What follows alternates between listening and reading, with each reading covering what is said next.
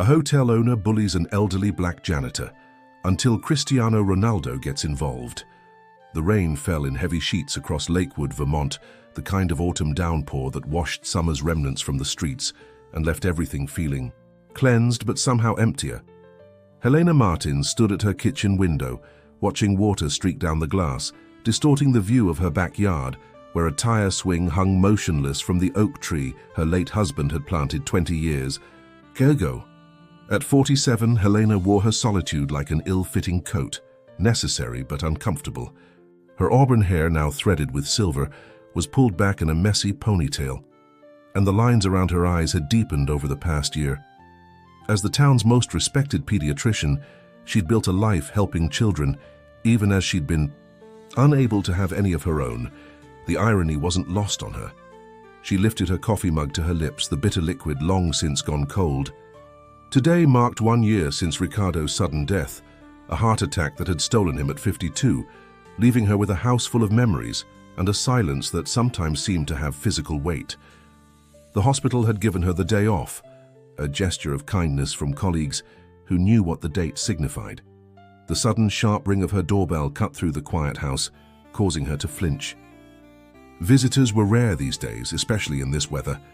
Setting down her mug, Helena made her way through the living room, her footsteps echoing against hardwood floors. When she opened the door, she found herself face to face with a teenage girl she'd never seen before. Soaked from the rain, the girl's dark hair hung in wet ropes around a face that held an unsettling familiarity. Water dripped from her denim jacket onto the welcome mat as she clutched a worn backpack to her chest. "Are you Helena Martins?" the girl asked, her voice stronger than her trembling frame suggested. "Yes," Helena replied hesitantly. "Can I help you?" The girl swallowed hard, her knuckles whitening around the strap of her backpack. "My name is Clara," she said. "Clara Wheeler. I think Ricardo was my father." The words hung in the air between them, heavier than the rain. Helena's first instinct was to close the door. The accusation, because that's what it felt like, was absurd. Ricardo had been loyal, devoted.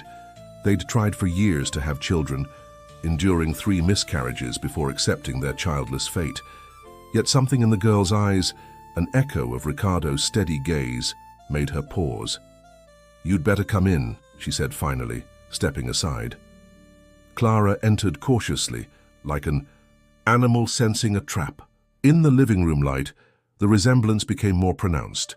The same slightly crooked smile, the same cleft in her chin. She couldn't be more than 16. "I can prove it," Clara said, reaching into her backpack. She pulled out a small photo album and handed it to Helena. With unsteady hands, Helena opened it. The first photograph knocked the air from her lungs. Ricardo, noticeably younger but unmistakable, with his arm around a blonde woman.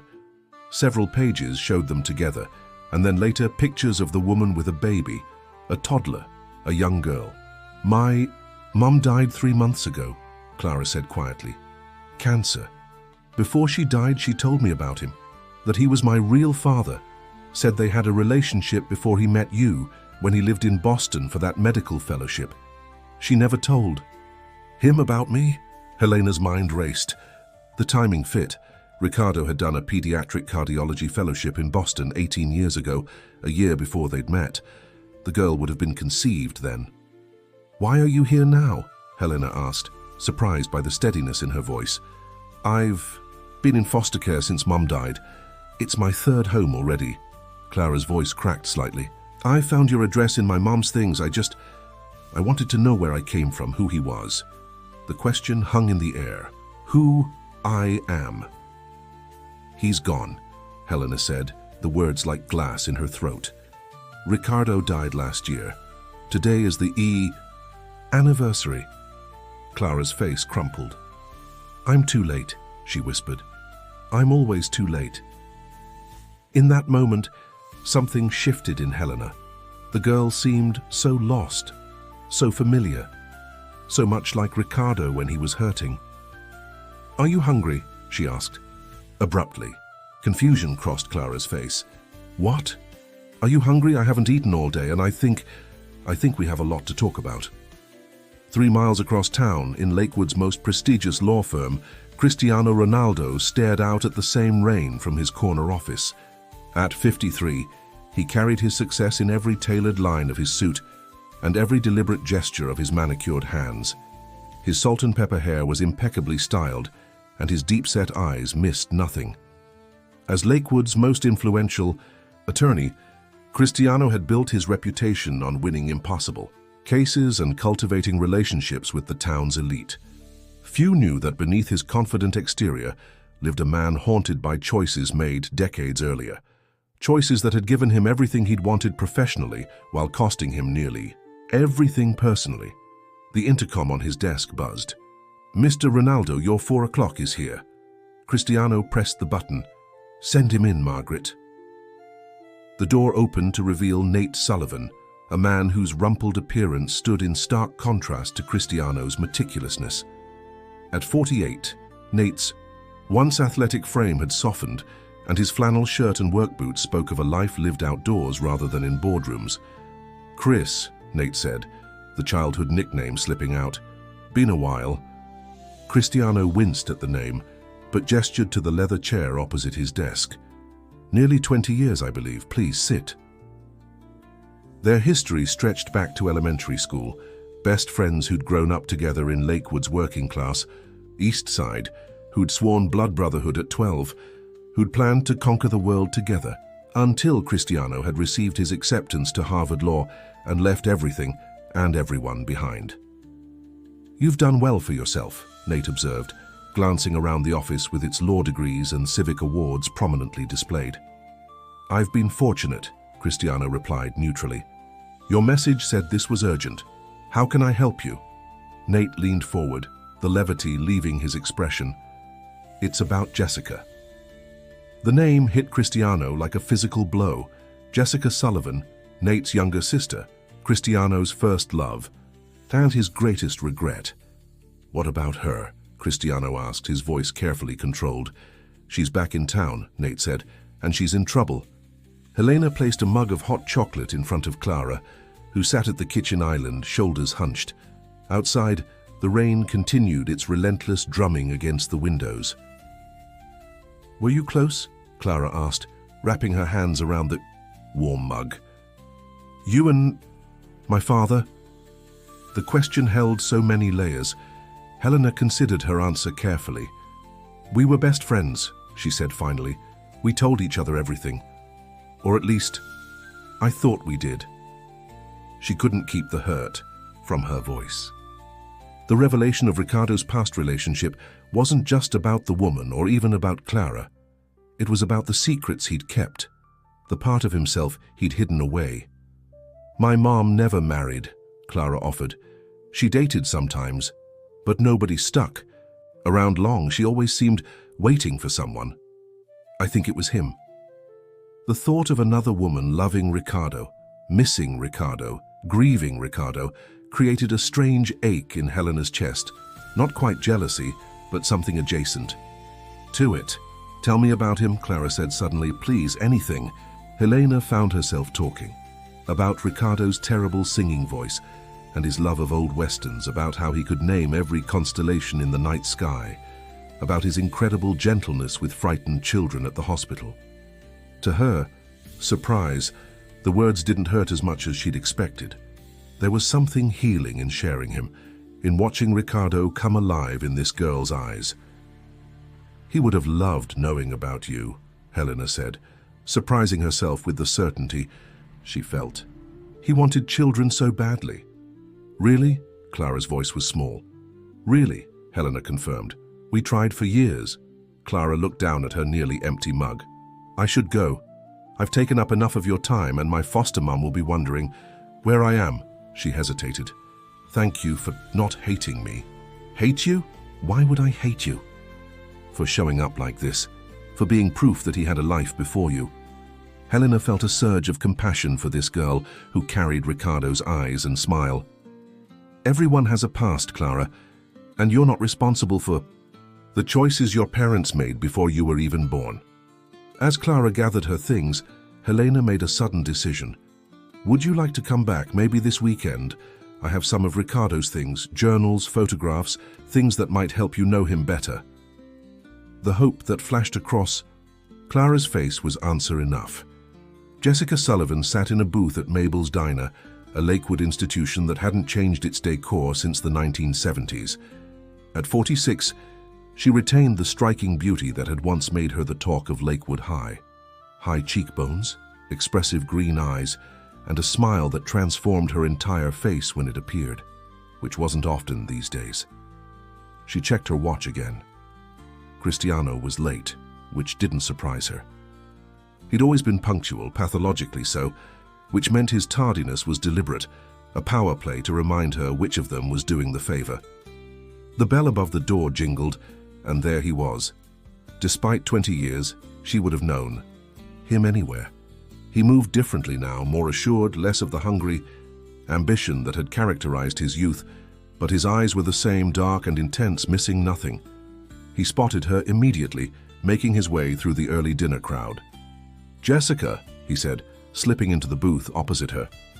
"Cristiano," she replied. "Still making an entrance, I see." A ghost of a smile crossed his face. "Still cutting right to the heart of things, I see." For a moment, neither spoke, the weight of their shared history pressing down between them. "Nate says you're in trouble," Cristiano said finally. Jessica sighed. "My brother has a flair for the dramatic. I'm not in trouble exactly, I'm just..." She searched for the right word. "Stuck." Cristiano raised an eyebrow, waiting for her to continue. "I moved back to town 3 weeks ago. Took a job teaching English at the high school." She paused, "and discovered that my ex-husband is now the principal." "James Cooper," Cristiano supplied, demonstrating that he'd already done his research. Jessica nodded. "We divorced 5 years ago. It wasn't amicable. Now he's threatening to make sure I don't pass my probationary period." "On what grounds?" "He doesn't need grounds. He's the principal. He can simply say I'm not a good cultural fit." Her fingers made air quotes around the words. "That's constructive dismissal. You could sue." "With what money?"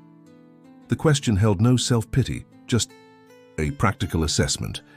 "Besides, a lawsuit would make me unemployable at any other school in the county." Cristiano studied her face. "What do you want from me, Jessica?" The question hung between them, loaded with more meaning than the current situation demanded. "Talk to him," she said. "Lawyer to principal. Make him understand that harassing me isn't in his best interest." "And why would I do that?" Jessica met his gaze directly. "Because you owe me." The words landed like a physical blow. They both knew she was right. The next morning dawned crisp and clear, the rain having washed away the lingering summer humidity. Helena woke early, having slept better than she had in months.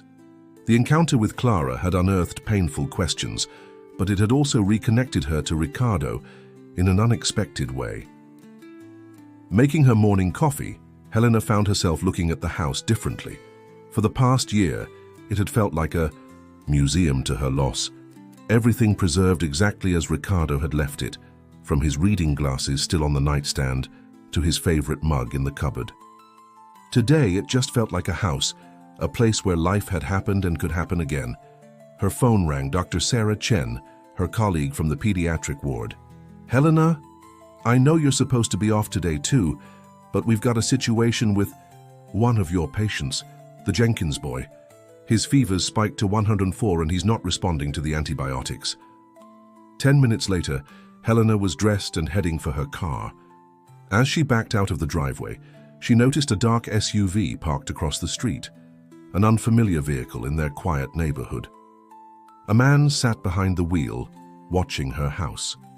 When he saw her looking, he quickly started his engine and drove away. Puzzled but preoccupied with thoughts of her patient, Helena put the incident out of her mind.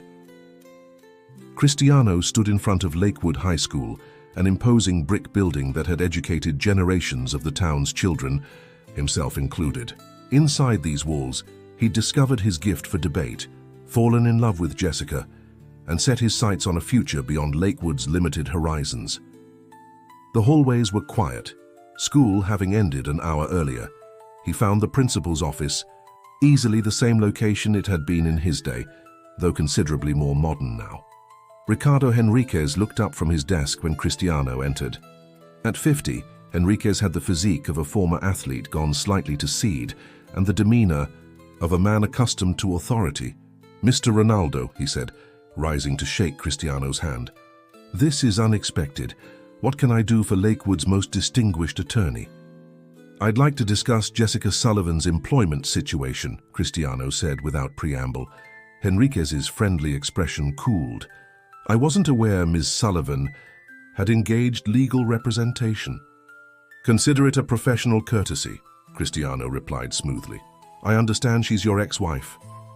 "A fact I disclosed to the hiring committee," Henriquez said, defensive now. "I recused myself from her interview process. Yet now you're overseeing her probationary evaluation." Henriquez leaned back in his chair. "Is there a specific accusation being made here?" "Not yet," Cristiano said, the implied threat clear.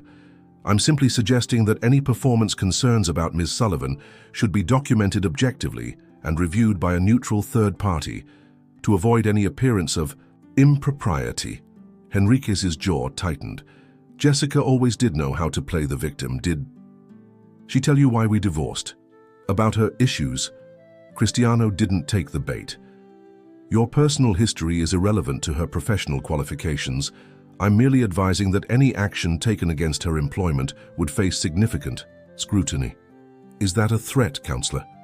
"Merely an observation," Cristiano replied, "one professional to another." As he turned to leave, Henriquez called after him. "You always did have a blind spot where she was concerned, Ronaldo, even back in high school." Cristiano paused at the door, but didn't turn around. "Good afternoon, Principal Henriquez." Outside, Cristiano loosened his tie, letting out a long breath. Seeing the school again, confronting Henriquez on Jessica's behalf, it had stirred up memories he'd spent decades burying. His phone vibrated with a text from his assistant. "Don't forget dinner with the mayor tonight, 7 p.m. at Ashford's." Cristiano stared at the message, suddenly weary of the endless networking, the careful cultivation of influence. When had his life become a series of strategic obligations rather than genuine connections? On impulse, he texted Jessica, "It's handled. Henriquez won't be a problem." Her reply came moments later. "Thank you. Can I buy you a coffee sometime?" To say thank you properly.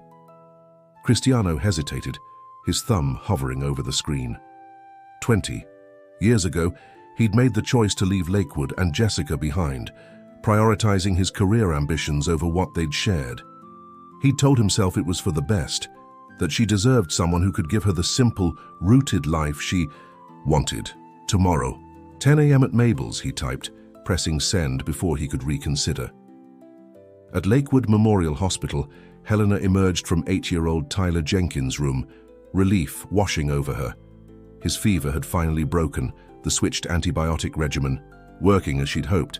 She'd stayed at his bedside for hours, monitoring his response to the new medication personally. "Dr. Martins?" A nurse approached, her expression concerned. "There's someone asking for you at reception. A teenage girl. She seems upset."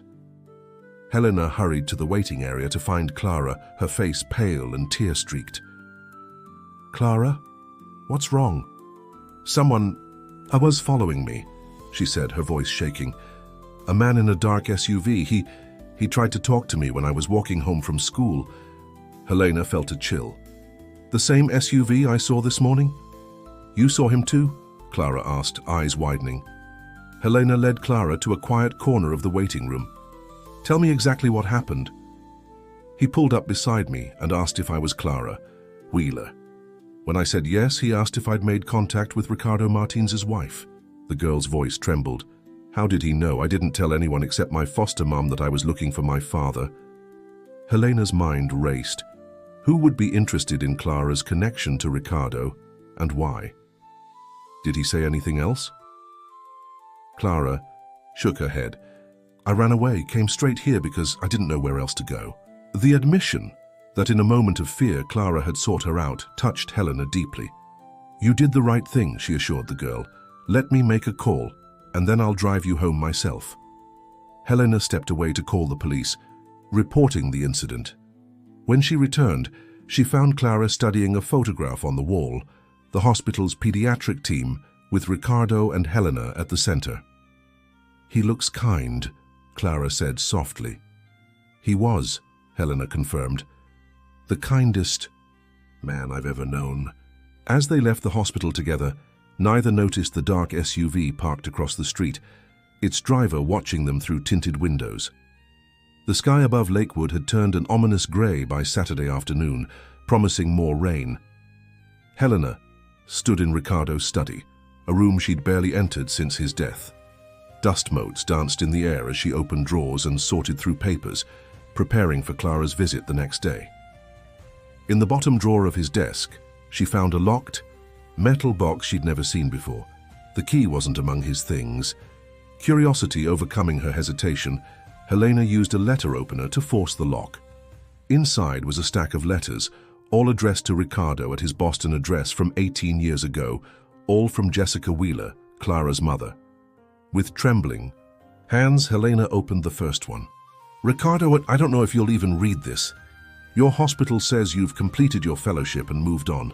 I've tried calling, but your number is disconnected. I'm pregnant. The baby is yours. There hasn't been anyone else.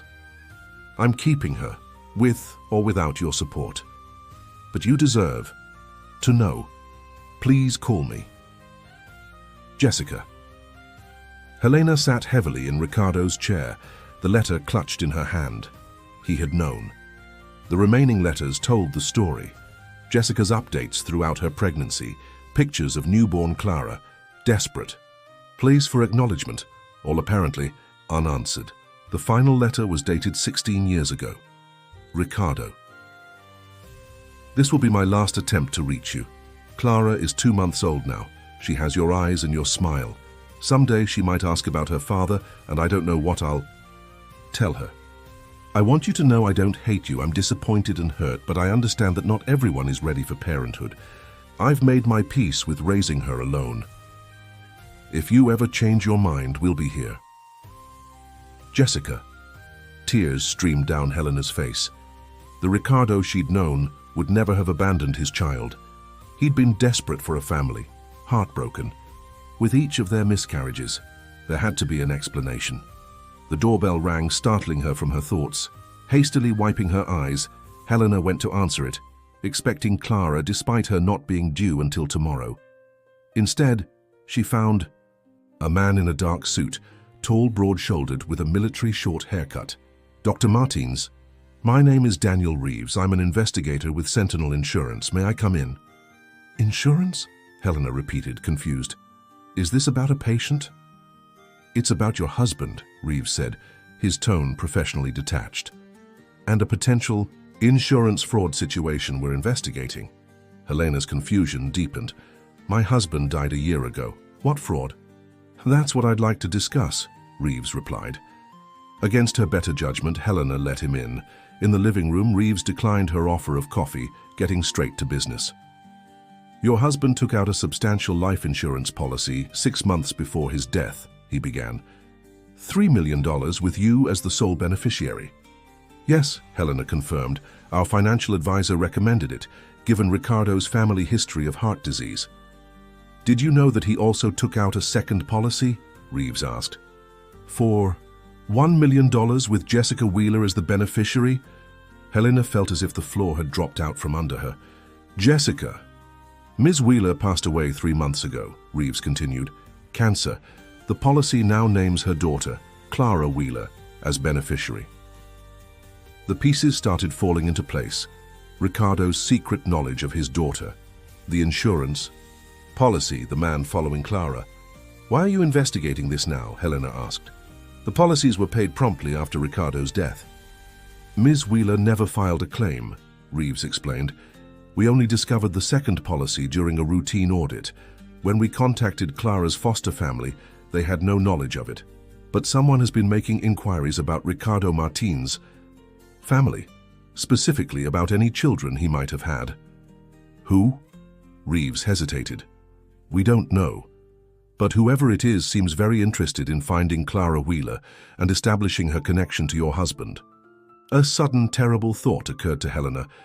You said Ricardo's death might be fraudulent. What exactly do you mean?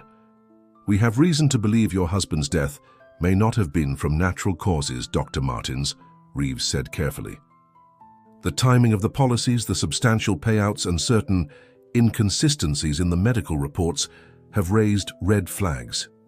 That's absurd, Helena said, anger rising. Ricardo died of a heart attack. I'm a doctor, I was there. Were you? Reeves asked quietly. The hospital records indicate you were in surgery when he was brought in. Helena felt cold. It was true. She'd been performing an emergency appendectomy when Ricardo had collapsed at home. By the time she'd reached the ER, he was gone. Are you accusing me of something? She demanded. Not at all, Reeves assured her, but we do believe someone may have wanted your husband dead, and now that same someone may be looking for his daughter. As if on cue, Helena's phone rang. Clara's foster mother, frantic. Clara's missing. She went out this morning and never came back. I called the police, but they said she has to be gone 24 hours before they'll look for her. Helena's heart raced. When did you last see her? Around 10 this morning. She said she was going to the library to study, but when I called, there they said she never arrived. Helena ended the call, turning to Reeves with fear in her eyes. Clara's missing. We need to find her, now. Across town, Cristiano and Jessica walked along the shore of Lake Ellis. The grey sky reflected in its still waters. Their coffee at Mabel's had turned into lunch, and then into an afternoon of conversation that felt both new and familiar. I never thought you'd come back to Lakewood, Cristiano admitted. After everything and after us. Jessica smiled slightly. Neither did I, but when my mother got sick last year, I came back to help care for her. After she passed, I just stayed. There's something about this place. It gets under your skin. Cristiano agreed. Even when you try to leave it behind. They'd carefully avoided discussing their past until now, sticking to safer topics. Her teaching, his legal career, mutual acquaintances. Why did you really help me with Ricardo? Jessica asked suddenly. It wasn't just because of some debt you think you owe me. Cristiano was silent for a long moment. Because when Nate said you were back, I realized I've spent 20 years wondering what if. What if I'd stayed? What if I'd asked you to come with me? I wouldn't have gone, Jessica said softly. Harvard wasn't my dream. It was yours. I know that now, he acknowledged. Back then I thought I was doing us both a favor by making a clean break. Jessica stopped walking, turning to face him directly. Is that what you told yourself? Because what I remember is you accepting that scholarship and then informing me that a long-distance relationship wouldn't work, that we wanted different things. The hurt in her voice was still fresh even after 2 decades. I was wrong, Cristiano said simply. I've built the life I thought I wanted, but it's... He struggled to find the words. Empty? Jessica suggested. Before he could answer, his phone rang, a client emergency. As he took the call, Jessica wandered closer to the water's edge, lost in thought. When Cristiano rejoined her, his expression had changed. I have to go. There's a situation at the hospital. One of my clients. Go, Jessica urged him. We've waited 20 years. Another day won't matter. As Cristiano hurried to his car, his mind was already shifting to lawyer mode, preparing for whatever crisis awaited him at Lakewood Memorial. What he didn't know was that the crisis involved a missing girl, a suspicious death, and a conspiracy that was about to expose secrets long buried beneath Lakewood's placid surface. Clara... Wheeler regained consciousness slowly, her head throbbing. She was in a small windowless room that smelled of damp concrete and motor oil. A single bulb hung from the ceiling, casting harsh shadows across the concrete floor. The last thing she remembered was walking toward the library, a man approaching, her asking for directions, and then a cloth pressed against her face.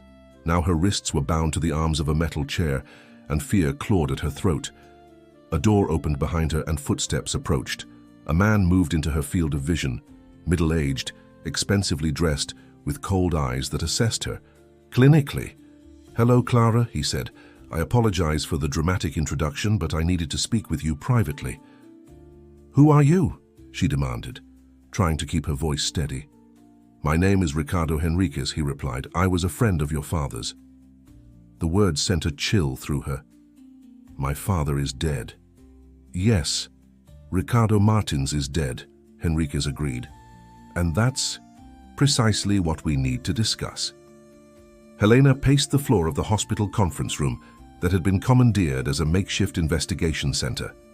Detective Laura Santos from the Lakewood Police listened intently as Daniel Reeves explained the insurance situation, while Cristiano Ronaldo, brought in as the hospital's legal counsel, took careful notes. "So we have a missing teenager who recently discovered her connection to Dr. Martins, a suspicious death that may have been staged to look like a heart attack, and 2 large insurance policies," Santos summarized. "What we don't have is a suspect or a motive beyond money." "The money doesn't make sense as a motive," Cristiano interjected. "Dr. Martins was already wealthy from his practice and investments, and if someone killed him for the insurance, why wait a year to go after Clara?" Helena stopped pacing. Unless Clara wasn't part of the original plan, what if whoever did this didn't know about her until she started asking questions about Ricardo? The detective nodded slowly. "A loose end they didn't anticipate." "We need to look at who benefited from Ricardo's death," Reeves suggested, "beyond the insurance money." Helena felt ill at the direction of the conversation. The idea that someone had murdered Ricardo, someone who might have known him, worked with him, was almost too terrible to contemplate. "Dr. Martins," Detective Santos said gently, "did your husband have any enemies? Anyone who might have wished him harm?" Helena started to shake her head, then stopped. "There was one person, Ricardo Henriquez, the high school principal. He and my husband had a falling out about a year before Ricardo's death." "What about?" Cristiano asked, suddenly alert. "Henriquez's son was injured during a football game. My husband was on call in the ER and made the decision not to operate. Immediately, he wanted to stabilize the boy first, but Henriquez insisted on immediate surgery. When Ricardo refused, Henriquez threatened to ruin him." "What happened to the boy?" Santos asked. "My husband's approach worked. The boy stabilized overnight, and another surgeon operated the next morning. He made a full recovery, but Henriquez never forgave Ricardo for not doing what he wanted immediately." Cristiano looked troubled. "I just had a confrontation with Henriquez 2 days ago regarding a teacher he was harassing, his ex-wife." Something clicked in Helena's mind. "Jessica Sullivan?" Cristiano looked surprised. "You know her?" "She was Jessica Wheeler's best friend," Helena explained. "Clara mentioned her yesterday, said Jessica was like an aunt to her." The room fell silent as the connections formed. Ricardo Henriquez had grudges against Ricardo Martins and was harassing his ex-wife, who happened to be best friends with the mother of Ricardo's secret daughter. "I need to speak with Jessica Sullivan," Detective Santos said, reaching for her phone. Before she could dial, Cristiano's phone rang. He answered, listened briefly, then placed it on speaker. "Jessica, you're on speaker with the police and hospital officials. What's happening?" Jessica's voice was breathless, frightened. "I just got a text from Clara's phone. It says to tell Dr. Martins that if she wants to see Clara alive, she needs to bring Ricardo's research files to the old boathouse at Lake Ellis, alone." The old boathouse stood at the far end of Lake Ellis, abandoned years ago when the town built a newer facility closer to the public beach. Rain had begun to fall again, pattering on the weathered roof and rippling the dark water at the dock's edge. Despite the police's objections, Helena had insisted on being the one to make the exchange. She carried a waterproof bag containing Ricardo's research files, groundbreaking work on a new surgical technique for congenital heart defects, worth millions to the Wright Pharmaceutical Company. "We'll be right behind you," Detective Santos had assured her. "The moment we confirm Clara is there and safe, we move in." Now, as Helena approached the boathouse, her heart hammered in her chest.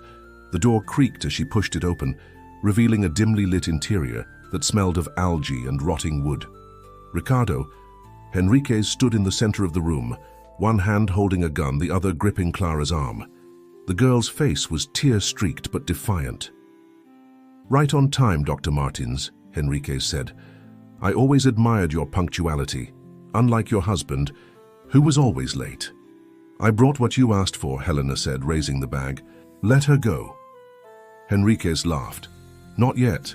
Put the files on the table and step back."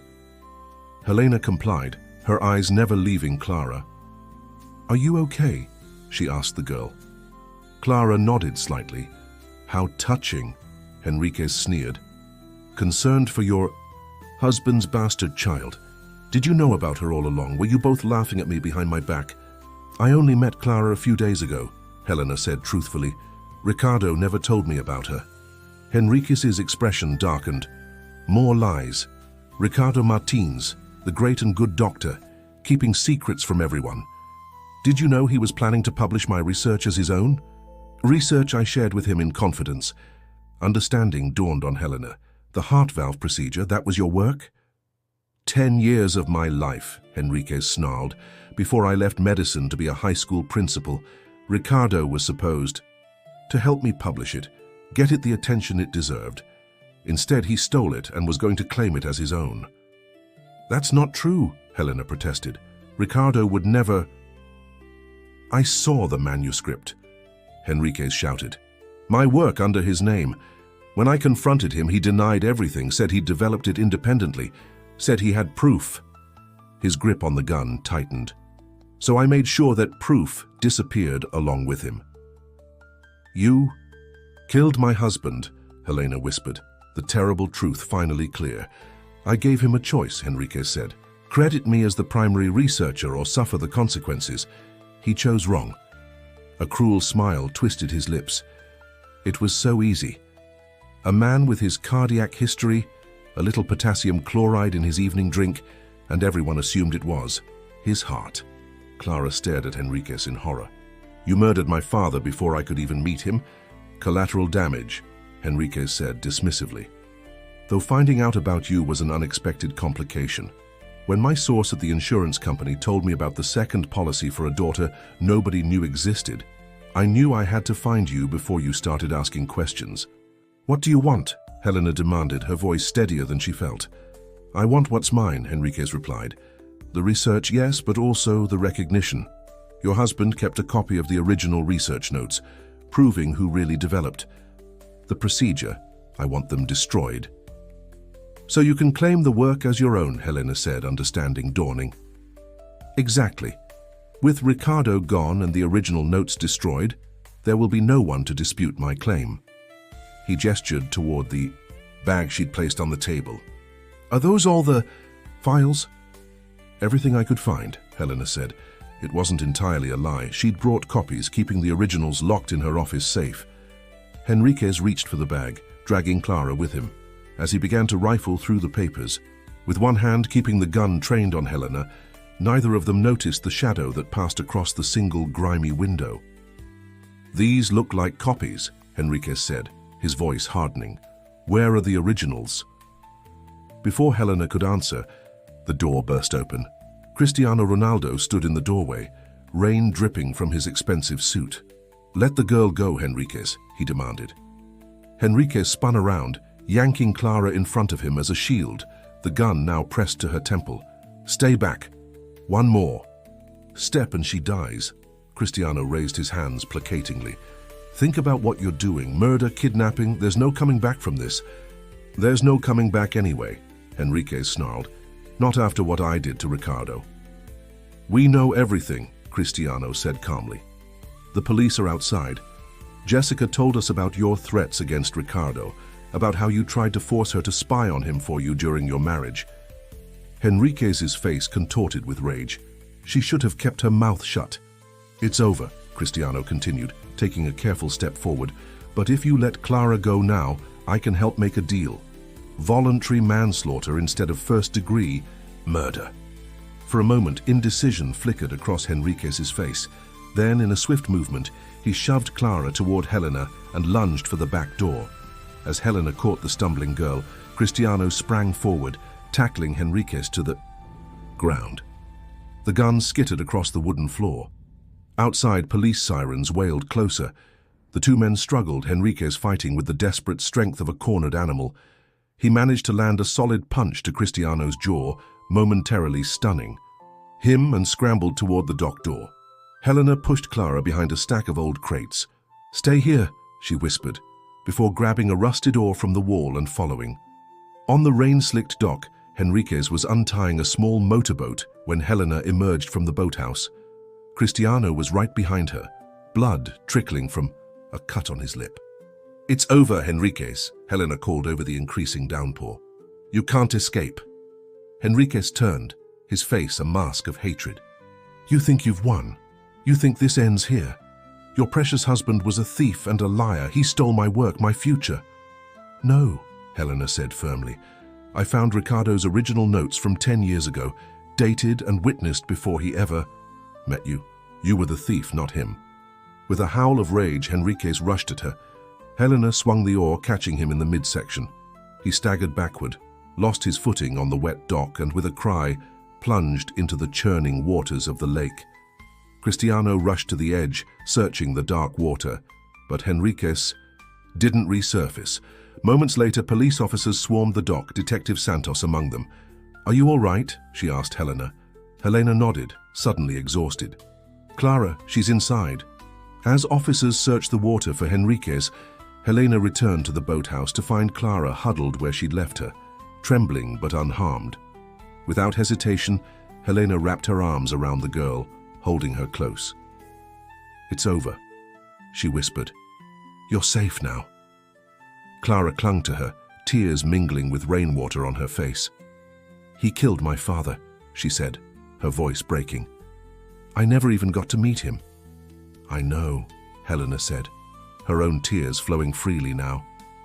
"But you have me if you want." Clara pulled back slightly, searching Helena's face. "What do you mean?" "I mean that you're Ricardo's daughter," Helena said softly. "That makes you family, my family, if you'd like to be." For the first time since they'd met, a genuine smile lit Clara's face. "I'd like that very much." 3 months later, the garden behind Helena's house bloomed with late summer flowers. Clara sat on the tire swing, her feet skimming the grass as she swayed gently back and forth. The late afternoon sun gilded her dark hair, so like her father's. Inside, Helena placed the last of the dinner plates in the cupboard just as the doorbell rang. Opening the front door, she found Cristiano and Jessica waiting on the porch, a bottle of wine in Jessica's hand. "Perfect timing," Helena said, welcoming them in. "I just finished cleaning up." The unlikely friendship that had formed between the three of them in the aftermath of Henriquez's death had surprised them all. Henriquez's body had washed up on the lakeshore the day after the confrontation, bringing final closure to Ricardo's murder. The subsequent investigation had vindicated Ricardo completely, the evidence proving that the heart valve procedure had indeed been his original work, developed years before he'd ever met Henriquez. "Clara's in the garden," Helena told them. "She's been waiting for you two all day." Jessica smiled. "I have news for her. The insurance money has finally been released from escrow. It'll be held in trust for her until she's 18, but it means she's financially secure. And I've finished the paperwork for your guardianship application," Cristiano added. "The hearing is set for next month, but given the circumstances and Clara's clear preference, it should be straightforward." Helena felt a wave of gratitude wash over her. "I don't know how to thank you both." "No thanks needed," Jessica said, warmly. "Clara is a link to all of us, to Ricardo, to the past, and now to each other." Through the kitchen window, they could see Clara notice their arrival. She jumped from the swing and raced toward the house, her face alight with joy.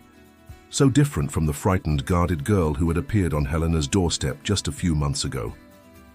As Clara burst through the back door, Helena felt Ricardo's presence around them. Not as a ghost of grief, but as the connection that had brought them all together. The silence that had once filled the house with such unbearable weight had been replaced by something new, the sound of life continuing, of wounds healing, of a family being reborn from the ashes of secrets and lies. Clara threw her arms around Jessica then Cristiano, then Helena, forming a circle that somehow included Ricardo's memory without being overshadowed by it. "I was thinking," Clara said, looking up at Helena with Ricardo's eyes, "that maybe we could plant a tree. For Dad. Something that will grow strong." Helena smiled, her heart full. "I think that's a wonderful idea." Outside, the late summer breeze rustled through the old oak tree, its branches reaching toward the endless sky, rooted in the past, but always, inevitably, growing toward the future.